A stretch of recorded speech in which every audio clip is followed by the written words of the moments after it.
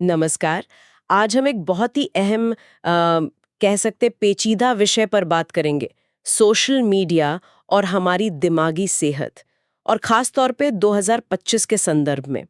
हमारे पास कुछ ताज़ा रिपोर्ट्स हैं, प्यू रिसर्च सेंटर, डब्ल्यूएचओ यानी विश्व स्वास्थ्य संगठन, नेचर ह्यूमन बिहेवियर जर्नल और जॉन्स हॉपकिंस मेडिसिन से।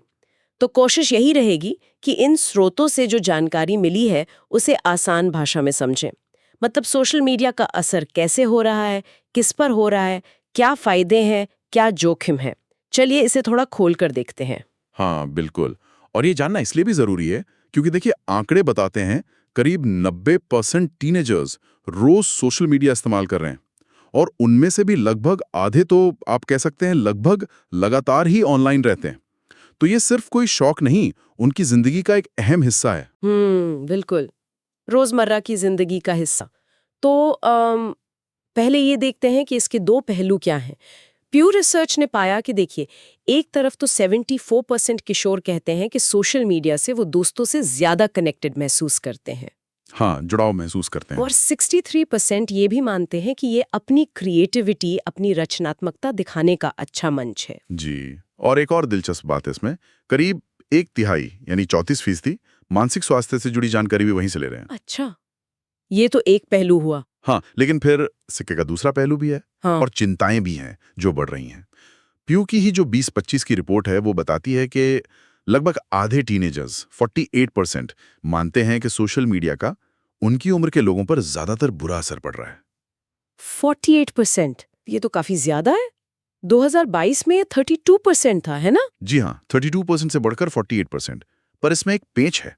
मजे की बात यह है कि जब उनसे पूछा गया कि क्या ये उन्हें व्यक्तिगत रूप से नुकसान पहुंचा रहा है, तो सिर्फ 14% ने हाँ कहा। अच्छा, मतलब दूसरों पर असर ज्यादा बुरा लगता है, खुद पर कम। ये तो बड़ा अजीब विरोधाभास है। हाँ बिल्कुल, सोचने वाली बात है ये। और ये चिंताएं सिर्फ ऐसे ही नहीं है। डब्ल्यूएचओ की भी तो रिपोर्ट आई है 2024 में। वो क्या कहती है? हाँ, डब्ल्यूएचओ की रिपोर्ट एक ट्रेंड दिखाती है। 2018 में 7% किशोरों में जो समस्याग्रस्त सोशल मीडिया उपयोग पाया गया था, वो 2024 में बढ़कर 11% हो गया है। 7% से 11%, और शायद लड़कियों में ये ज्यादा है। जी हाँ, लड़कियों में ये आंकड़ा 13% है, जबकि लड़कों में 9%। तो ये समस्याग्रस्त उपयोग, इसका ठीक ठीक मतलब क्या है? क्या सिर्फ ज्यादा घंटे ऑनलाइन रहना? नहीं, सिर्फ ज्यादा घंटे नहीं, समस्याग्रस्त उपयोग का मतलब है जब इस्तेमाल पर कंट्रोल ना रहे, जब आप दूसरी जरूरी चीजों को, पढ़ाई या खेलकूद को नजरअंदाज करने लगें, और अगर इस्तेमाल ना कर पाए तो बेचैनी हो, चिड़चिड़ाहट हो, मतलब लत जैसे लक्षण दिखने लगे। अच्छा, लत जैसे लक्षण। हाँ, और डब्ल्यूएचओ इसे खराब मानसिक सेहत, नींद की कमी और यहाँ तक कि डिप्रेशन या एंग्जाइटी जैसी दिक्कतों से जोड़कर देखता है। पर एक बात ध्यान रखने वाली है, हर कोई जो ज्यादा इस्तेमाल करता है वो समस्याग्रस्त नहीं होता। कुछ लोग ज्यादा समय बताकर भी दोस्तों से अच्छे कनेक्शन बना सकते हैं, पॉजिटिव रह सकते हैं। ये फर्क समझना जरूरी है। अच्छा, तो ये तो हुई इस्तेमाल की आदतों की बात, पर क्या इसका असर उन पर ज्यादा होता है जो पहले से ही मान लीजिए एंजाइटी या डिप्रेशन से जूझ रहे हैं? हाँ, ये एक बहुत महत्वपूर्ण सवाल है और नेचर ह्यूमन बिहेवियर का जो मई 2025 का अध्ययन है वो इसी पर रोशनी डालता है। उसमें पाया गया कि जिन टीनेजर्स को पहले से मानसिक स्वास्थ्य समस्याएं थीं, खासकर एंग्जाइटी और डिप्रेशन, वो सोशल मीडिया पर ज्यादा समय बताते पाए गए। ओह, और सिर्फ समय ही नहीं, वो ऑनलाइन दूसरों से अपनी तुलना भी ज्यादा करते हैं। अच्छा, तुलना वाला पहलू। जी, और एक और बात, वे अपनी ऑनलाइन दोस्ती से भी कम खुश पाए गए। तो ये दिखाता है कि आपकी पहले की मानसिक स्थिति आपके सोशल मीडिया अनुभव को कैसे बदल सकती है। शायद एक तरह का नेगेटिव साइकिल बन जाता है। ये तो काफी गंभीर बात है। और क्या ये अनुभव सबके लिए एक जैसा है? मतलब लड़के लड़कियों में या अलग अलग समुदायों में कोई फर्क है? हाँ, फर्क बिल्कुल है। प्यू के अध्ययन में ये साफ दिखा।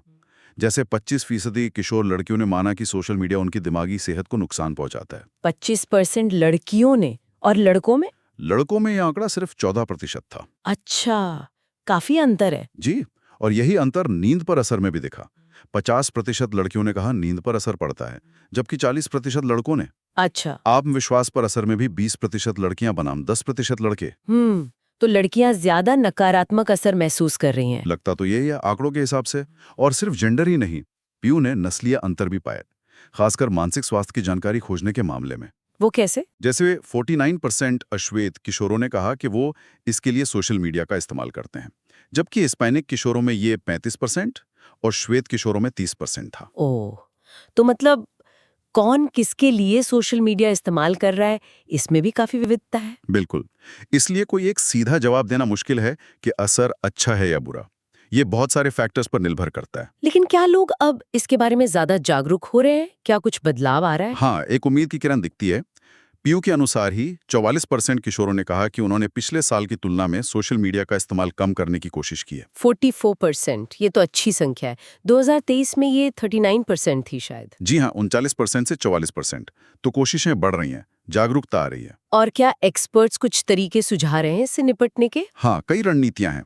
जैसे जॉन्स हॉपकिंस के लेख में भी जिक्र है, नियमित ब्रेक लेना।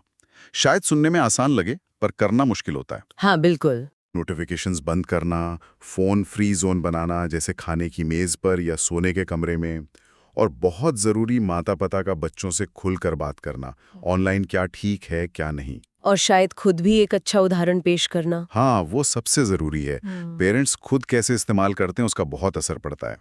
तो कुल मिलाकर देखें तो 2025 में सोशल मीडिया और मानसिक स्वास्थ्य का ये जो रिश्ता है वो काफी उलझा हुआ है। हाँ, एक तरफ जुड़ाव है, क्रिएटिविटी है, जानकारी है, तो दूसरी तरफ चिंता, डिप्रेशन, नींद की दिक्कतें, तुलना, ये सारे जोखिम भी हैं।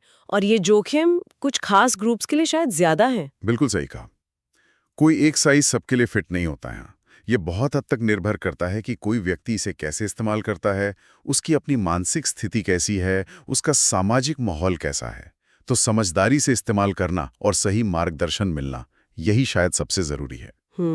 शायद वो स्वीट स्पॉट ढूंढना जिसका जिक्र जॉन्स हॉपकिंस वाले लेख में है, न बहुत ज्यादा न बहुत कम। हाँ, बिल्कुल। हर किसी के लिए वो स्वीट स्पॉट अलग हो सकता है। और जाहिर है इन स्रोतों, प्यू, WHO, नेचर, जॉन्स हॉपकिंस में और भी बहुत गहराई है जिसे और खंगाला जा सकता है। जी हाँ, और शायद श्रोताओं के लिए हम एक सवाल छोड़ सकते हैं सोचने के लिए हाँ जरूर। कि क्या सोशल मीडिया इस्तेमाल करने का कोई एक सही तरीका हो सकता है, या फिर जैसा वो स्वीट स्पॉट वाला आइडिया है, ये हर व्यक्ति के लिए अलग-अलग होता है, उनकी अपनी ज़रूरतों और हालात के हिसाब से। इस पर विचार किया जा सकता है।